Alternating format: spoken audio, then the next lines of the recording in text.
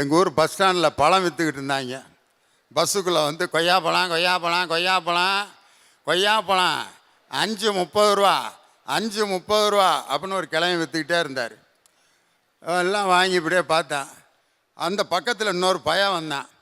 அதே கூட அதே சைஸு கொய்யாப்பழம் 6 ரூபா 6 ரூபான்னு எல்லாம் அந்த பையன்ட்டே வாங்கி முடிச்சிட்டாங்க.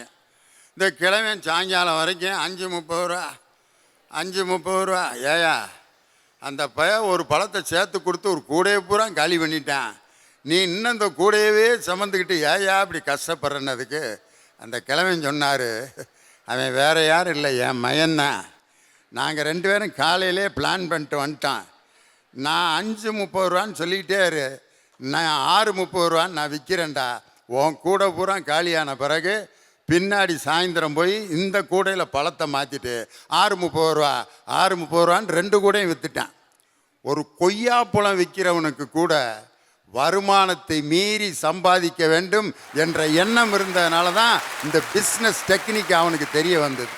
போதுண்டா நம்மளுக்கு விற்றது போதும், இந்த சம்பளத்தை வச்சு நம்ம வாழ்ந்துருவோம் அப்படின்னு நினச்சிருந்தான்னா இந்த ஐடியா அவனுக்கு வந்திருக்குமா?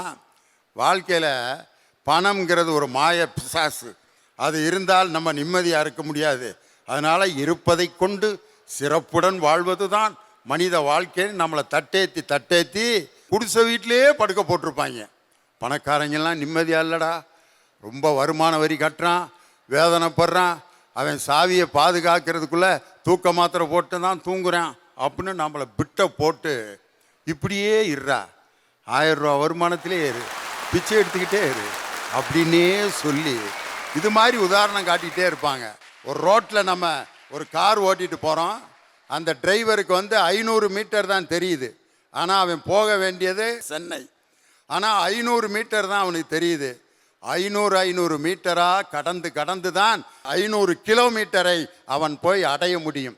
அதனால் நமது ஆசை எவ்வளவு என்பதை அளந்து அந்த ஆசைக்குள் தன்னுடைய வாழ்க்கையை வாழ்ந்து அதை வெற்றிகரமாக வாழ்பவன் தான் சிறப்பாக வாழ முடியும். வருமானத்தை மீறிய ஒரு வாழ்க்கைக்கு ஆசைப்பட்டு தன் நிழலை தானே பிடிக்க முடியாமல் கடைசி வரை போராடி அந்த போராட்டத்தில் ஓய்ந்து மாய்ந்து வீழ்ந்து போகும் மனிதன். அதனால்தான் நான் சொல்கிறேன், வருமானத்தை மீறி வாழ்கின்ற வாழ்க்கை அது சரியல்ல, அது தவறு. தன் உயரம் எவ்வளவு என்பதை தெரிந்து தன் ஆசையை தனக்குள் கட்டுப்படுத்தி அந்த கட்டுப்பாடுள்ள ஆசைகளுக்கு தகுந்தாற்போல் எவன் வாழ்க்கை வாழ்கிறானோ அவன்தான் மகிழ்ச்சியான வாழ்க்கையை வாழ முடியும் என்று சொல்லி, வருமானத்தை மீறிய வாழ்க்கை தவறு தவறு தவறு என்று தீர்ப்பு சொல்லி எங்களை வியக்க வைத்த என் உயிரினும் மேலான மாணவ மாணவியருக்கும் பேராசிரியர் பெருமக்களுக்கும் கல்லூரி நிர்வாகத்திற்கும் என்னுடைய மனமார்ந்த வாழ்த்துக்களை சொல்லி உங்களிடமிருந்து விடைபெறுகிறேன். நன்றி, வணக்கம்.